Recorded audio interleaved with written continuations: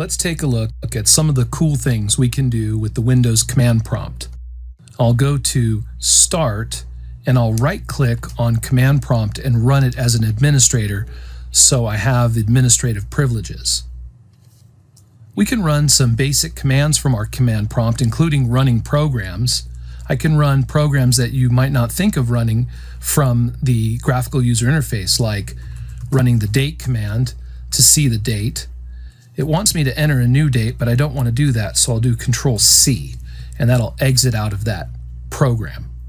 I can also type in the Who Am I program, and it returns the user, the Windows 7-PC user student. I'll type in CLS to clear the screen. Another important command is the dir command to examine the directory. Right now, I'm in the C drive in the Windows folder in the System32 folder. If I type dir, you'll see that there's way too many items in the System32 folder. That's too many to examine at one time. So if I want to examine that folder from the command line, a better way to do it would be to type dir, a space, and a pipe to the more command. And now I can see the directory listing one page at a time. Now I just press the space bar and I can see the next page of content. Every time I press the space bar, I get the next page. I'll do a Control-C to exit out of that command and type CLS to clear the screen. If I want to change directories, let's say I want to get from the Windows folder, System32 folder, all the way to the root of the file system to the C drive, I can type change directory space and ... and that will take me up one folder. Let's press enter and see what happens. You can see that I'm now in the Windows folder. If I do a change directory space and just a single dot, it references the same directory, so the directory won't change. I'll press enter and you can see I'm still in the Windows directory. Now, I'm still not in the root of the C drive. Another way to get there would be to just type cd space C:\/ and press enter, and it takes me to the root of the C drive. Now, if I type dir, I can see all the files and folders in the root directory of the C drive. Now, this listing just shows me the visible files and folders, but what about the hidden files? To see those, I'll type dir space, and then I'll use a switch. I'll type /A, so dir all, and now I can see the hidden files and folders. Let's go into the users directory. I'll type cd space users, and now I'm in the users folder. I'll type dir, and you can see there are two folders in the users folder. There's the public folder and the student folder. So I'll go into the student user folder, cd student, and then issue the dir command again. And now I'll choose another directory. This time I want to go into the desktop. The desktop is what we see behind us on the graphical user interface. I'll change directories into the desktop. Notice that I'm using a lowercase d for desktop and I'm not using the uppercase D. Windows is not case sensitive, so I can use uppercase or lowercase and Windows sees it as the same directory.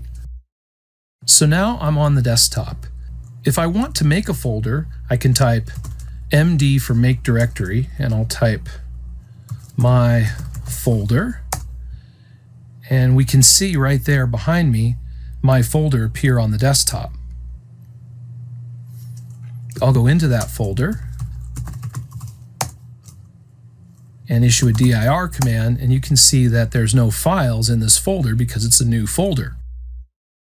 I do have an entry for up one folder and for the same directory here, the double dot and the single dot. Let's create a file in this folder. To create the file, I'm going to create a text file by using the echo command and echoing some text. I'll say this is a test and then I'll use a redirector and redirect it into a file called new file.txt. So this should echo this string of text into a file called new file.txt, and it should stay in the same directory.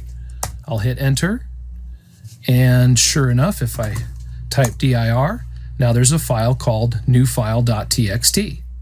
If I want to change the name of this file, I can use the move command. The move command serves two purposes. I can move the file to a different directory. For instance, I can move new file.txt, put a space, and then I'll choose a double dot, which will move it up one folder and should move it to the desktop. Let's see if it works. I'll press enter, and there it is. It was moved up one folder. I'll drag it and put it back. There we go. I can also use the move command to change the name of the file.